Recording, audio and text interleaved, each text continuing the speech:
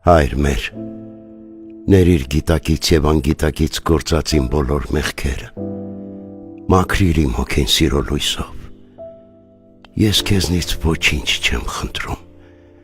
որովհետև դու տվել ես ամեն բան, տեսնել է պետք, քեզ դիմելիս ես միայն շնորհակալություն ունեմ հայտնելու, շնորհակալ եմ, որ ճանապարհիս վերջում միշտ աներևույթ տեսել եմ քո մեկնած ձեռքը ու քայլել եմ նորից,